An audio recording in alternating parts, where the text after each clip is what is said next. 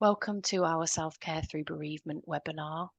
My name is Beth Bedford. I'm one of the family support practitioners here at St Richard's Hospice. And today I'm joined by my colleague, Nikki Butterworth, who is also family support practitioner here in the family support team. We hope today that this webinar will help to support you in your grief. We hope to provide you with some information around what grief can look like, and hopefully to help normalise some of the feelings that you may be experiencing during this difficult time. We'll also touch on some self-care tips about how to look after yourself. Who would like to start with a poem? Thanks, Nikki. Thank you, Beth.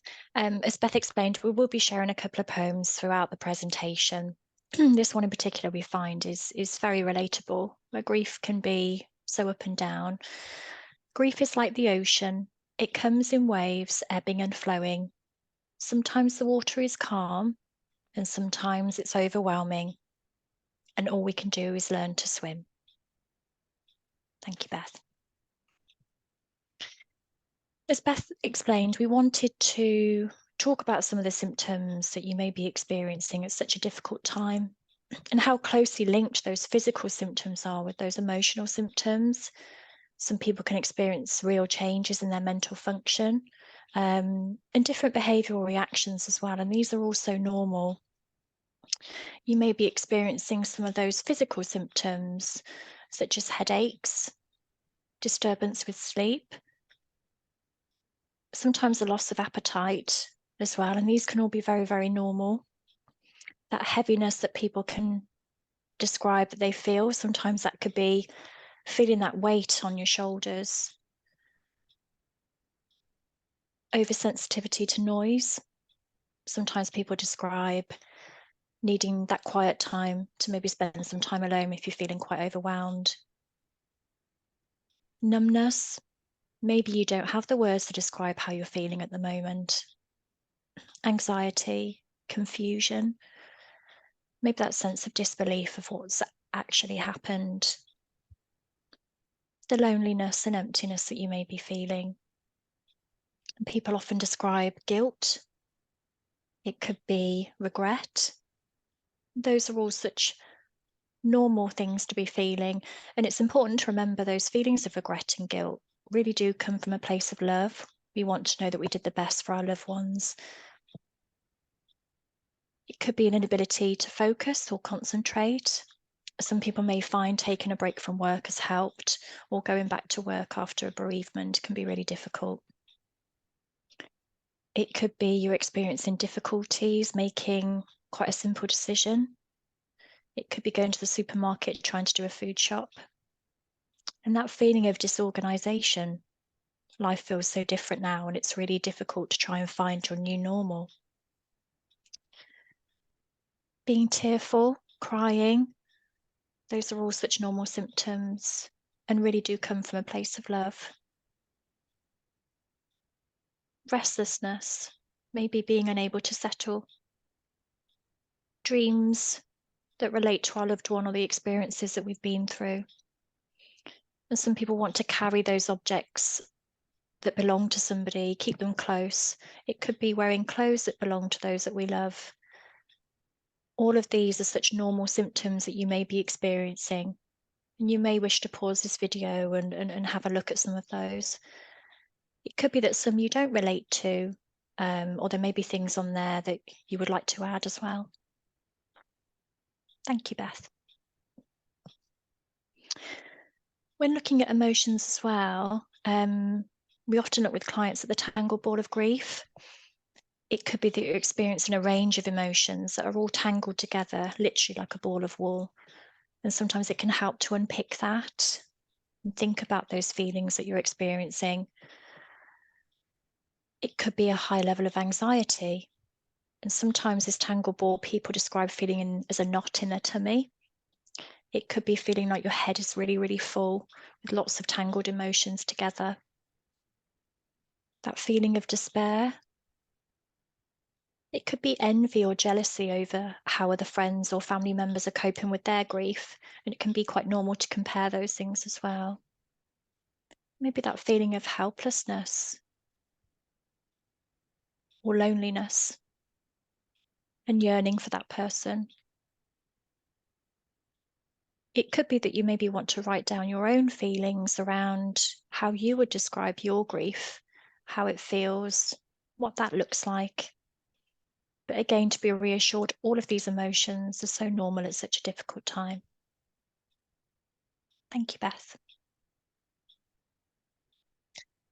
Thanks, Nikki. So we'd like to share another poem with you.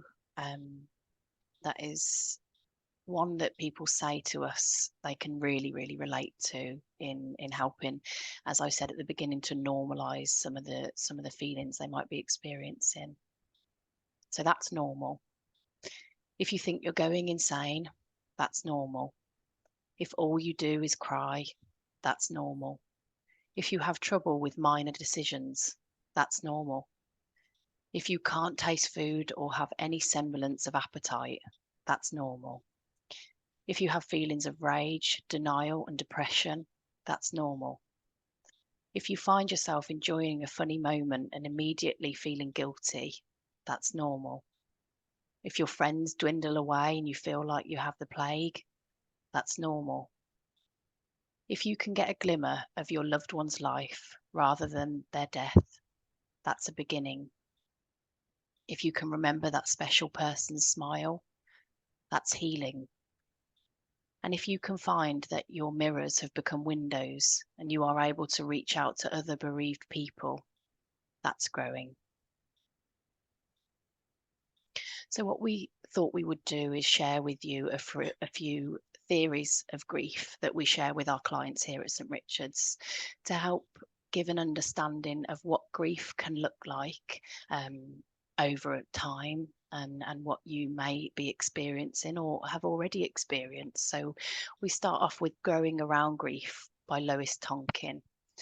So what it says here and what the theory is that people think that grief slowly gets smaller with time. In reality, grief stays the same size, but slowly life begins to grow bigger around it. And we've got another diagram here of how that can look for people.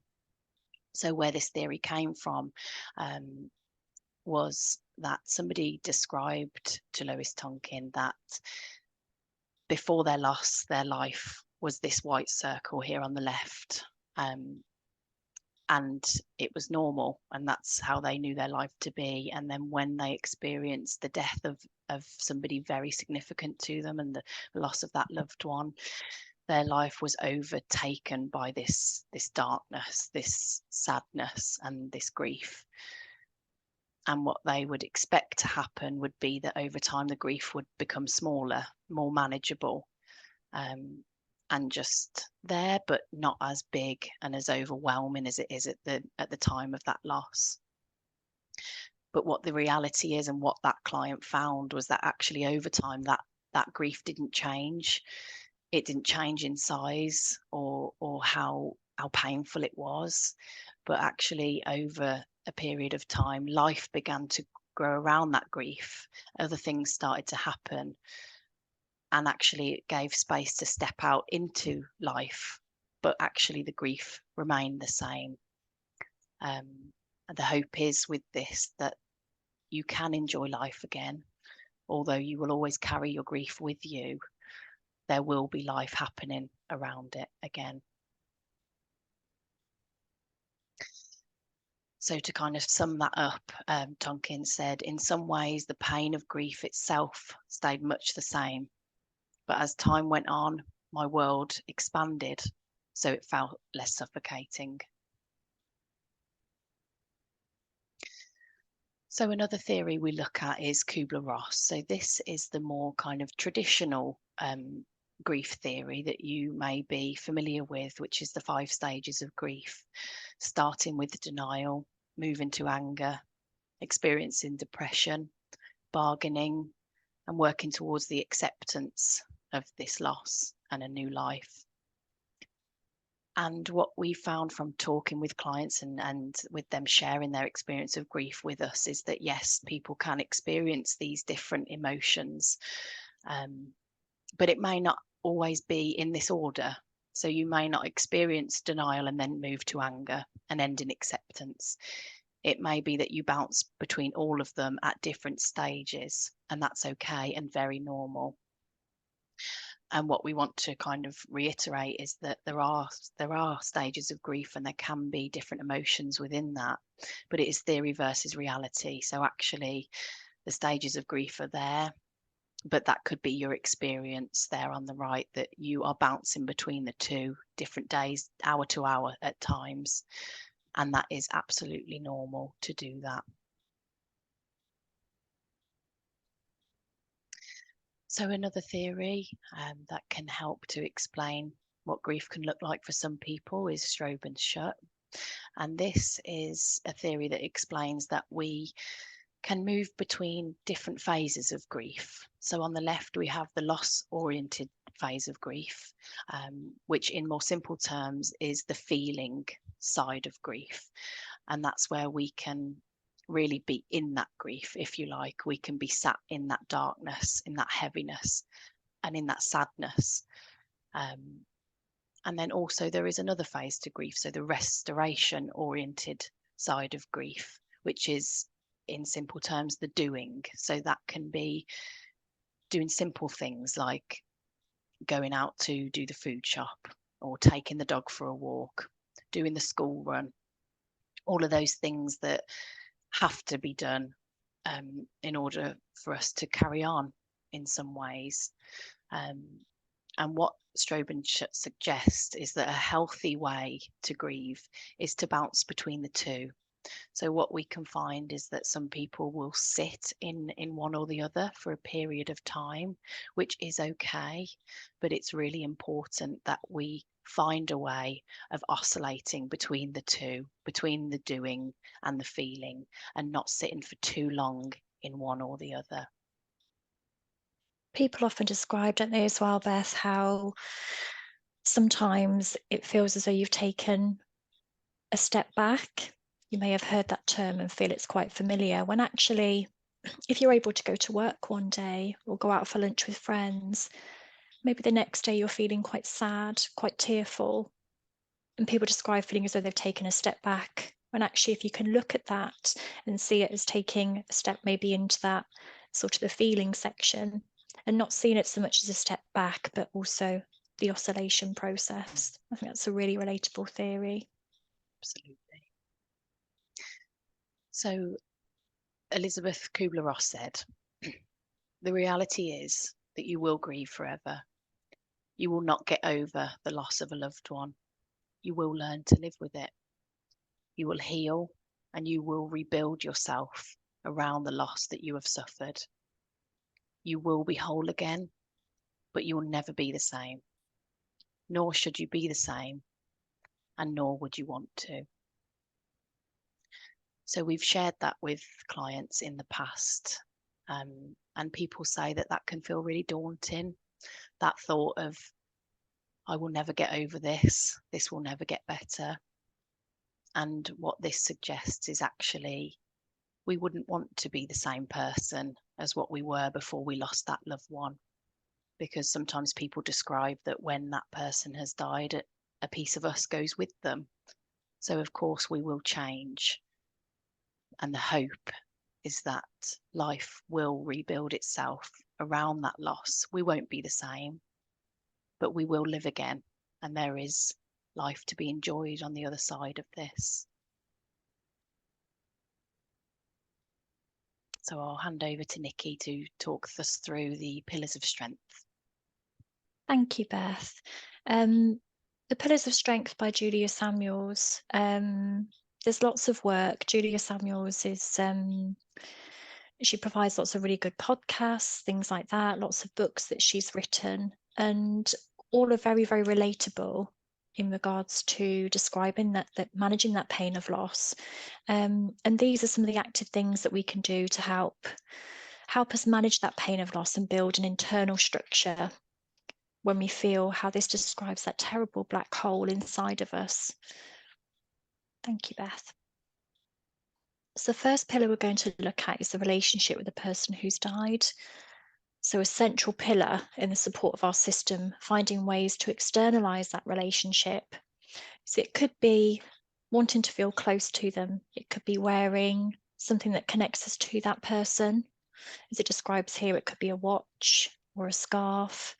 I know that there are new things now out there where you can have jewelry made from ashes, things like that, memorable teddy bears made from clothes.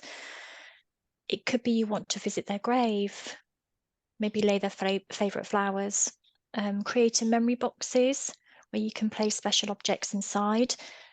They could be everyday items, something that people would never think is something special, but actually holds a special memory to you. Assembling a photograph album. It could be writing letters or journals. Sometimes this can be really handy to reflect back on letters that we've written or those journals. And cooking their favourite recipe. Is there something a meal that you would sit down and enjoy together? It could be around their birthday.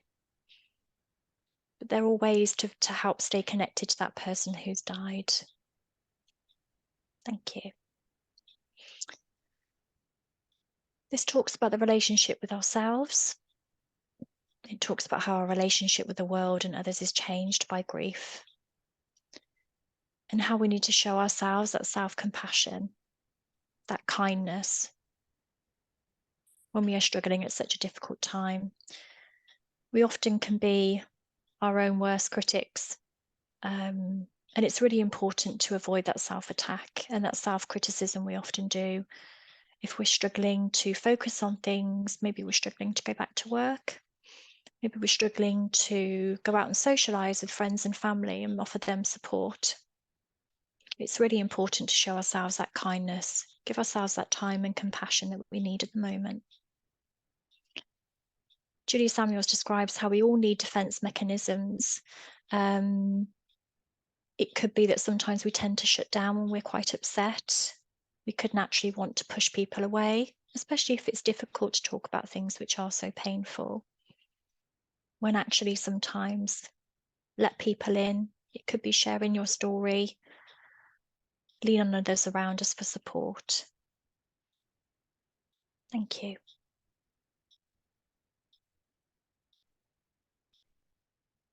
The third pillar talks about ways to express our grief. It could be talking to family and friends, but that may be quite difficult at the moment. It can feel very vulnerable to open ourselves up to other people around us. It could be that we feel we need to stay strong for family and friends. So sometimes writing our thoughts and feelings down in a journal can be really helpful, especially when we reflect back their words and thoughts that we've written down ourselves. Sometimes it's quite nice to look back on that in the future and feel as though we have taken positive steps forward, and that could be without realizing. It could be externalizing those feelings with painting. Maybe it could be making music or even just listening to music. And it could be seeking out support with a therapist. That key is to find a way to connect to those feelings that we have inside of us and being able to express them somehow. And we appreciate that can be really, really difficult. Sometimes it can be hard to put into words how we're feeling, which is why sometimes doing those physical things can really, really help. Thank you. The fourth pillar talks about time and how our relationship with time feels so different. Our relationship with time can feel really changed. It could feel as though there's been a long period since we lost that person that we love, and other days it can feel as though it was only yesterday. Sometimes the best we can do is to keep our outlook short, with our attention focused on each day and on each week. Some people will offer that sort of suggestion, take it day by day, when sometimes actually all we can do is take it hour by hour, depending on what's happening for us in a day. As we described, grief comes in waves. Every hour can be different, and that's okay. Sometimes we need to allow ourselves that time to make decisions, whether they're big decisions or small decisions. It's okay to be patient with yourself, and really, really important. Thank you. Mind and body.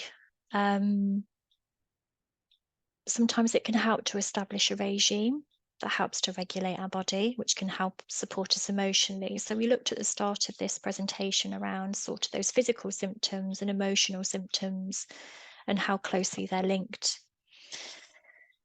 Obviously, these are only suggestions. And again, as Beth described, it's theory versus reality.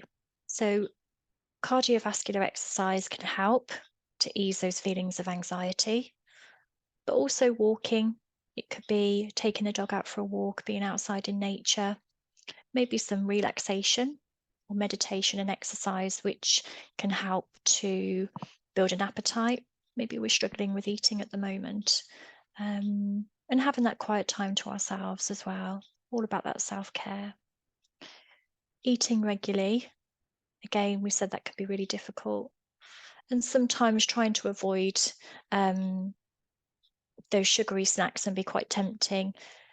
It's just being mindful that obviously sugar can cause spikes of energy, but then equally it can make us feel quite low. The same with coffee and alcohol, sort of that peak and crash. But again, this is theory versus reality. So thank you. Limits. So it's really important. We talk a lot about the power of saying no. Friends and family can often explain to us what they feel is best for us. We've already touched on the fact that we know ourselves how we're feeling and what's best for us. Family and friends could become quite bossy, maybe make suggestions for things that we really don't agree with. And it's okay to politely say no. It talks here about people being very keen for us to get back into the swing of life. Often people struggle to reassure us, or that fight of not being able to make us feel better. But nobody else can know what is right for us, and being able to say no for things. Or equally, it could be maybe not right now. It could be you've had an invite for lunch or dinner with family and friends. It's okay to say not right now, but please keep me in mind for the future. We can feel a lot of pressure to get back to a normal when actually we're exploring this whole new world, and sometimes it can be difficult to know what is our new normal. And number 7, structure. I like this term, that chaos of grief, and it can feel as though our world has tilted off its axis. So actually trying to find that structure again and feeling as though we need some structure within the day, especially if we're struggling to make decisions. So it could be maybe exercising first thing in the morning. Again, we're not saying you need to go out for a brisk run every morning, but maybe it's getting out in the garden, going for a walk, noticing the flowers that are out there, doing some work or household chores. And it's okay to take time to remember that person who's died, that person who means so much to us. It could be playing their favourite song whilst we're making our cup of coffee in the morning. It could be that we need to sit down and have those tearful moments, and that's all okay. Also actively choosing to do soothing, calming things, such as buying nice flowers, maybe having a massage or something that makes us feel good, cooking ourselves something nice to eat. It could be cooking our loved one's favourite meal and sitting down and enjoying that. And regular times for sleep, which can help as well. Thank you. The last pillar talks about focusing. This could be something you maybe want to do on your own. You can pause this video at any time and have a look at this slide. It talks about the technique that helps to open up and release that bodily intelligence. So noticing how you're feeling. So it could be closing your eyes, breathing deeply and slowly, directing your attention. That mindfulness. This could be something you're doing sat in the garden, noticing what you can hear, what you can see, the colours that are around you. It's a really good calming exercise. This is something that helps with anxiety, something you can do before bed. And again, here at the bottom is a link, a description of Julia Samuel of Grief Works. Thank you, Beth. Here we've got our self-care first aid. It could be you maybe want to print off this slide and make some notes or on a piece of paper. But if you have a think about a first aid box, there could be lots of cream in there, plasters, a sewing kit. How about you yourself? What helps on a really difficult day? What helps you to take a moment to sit and think for you? It could be, again, going out for a walk. It could be running yourself a nice hot bubble bath, eating your favourite sweet treat. It could be spending time with family and friends. It could also be wanting to spend time alone. That could be in front of the television watching your favourite movie. It could be listening to your favourite radio station. Have a think about what you feel you need on a really difficult day.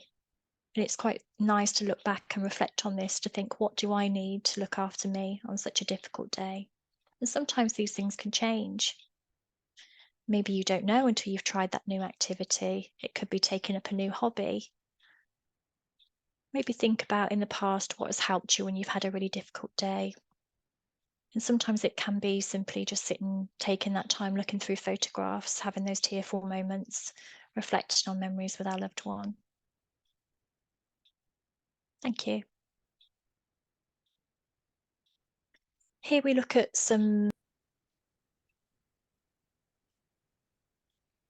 Here we're looking at some self-care through bereavement practical tips.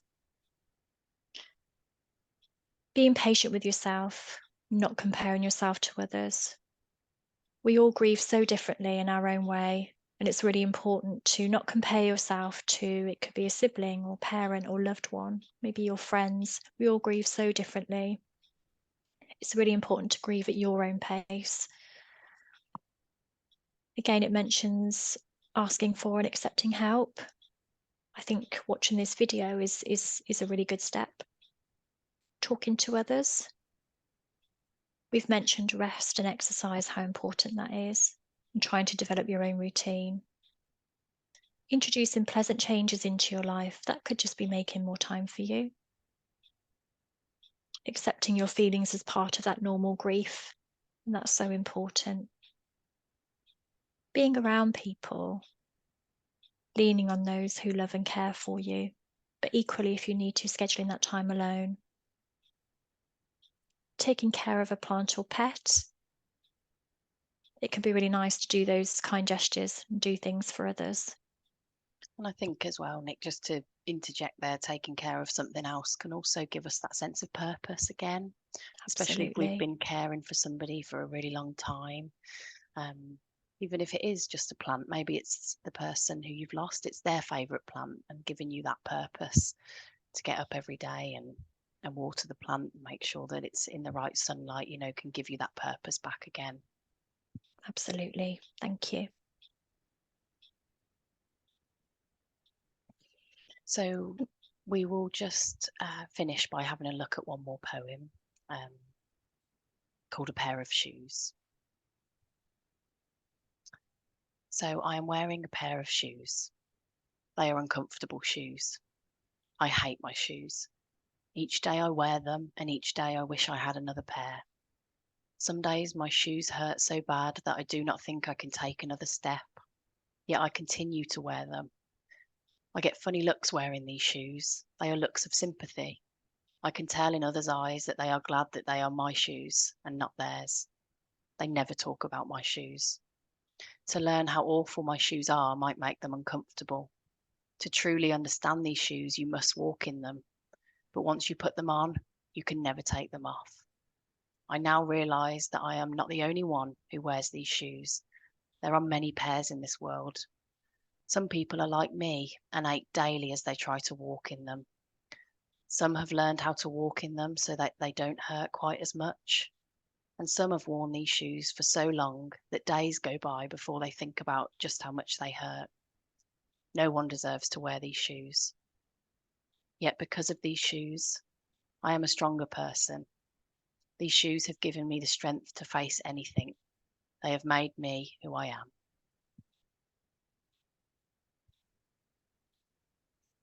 Thank you, Beth. And we want to thank you for your time today and joining us for this presentation. We hope that you've picked up some hints and tips along the way, and hopefully try to normalise some of those feelings that you may be experiencing at such a difficult time. We also want to reassure you that we're here for you. There are lots of different types of support that we can provide here at the hospice, and you're welcome to give us a call at any time to talk about those different types of support. We've linked the telephone number below. You may also find other links on our website that you may wish to watch and read. It explains a lot about the care that we provide at St. Richard's Hospice and how we can support you. So thank you. And thank you, Beth. Thank you very much.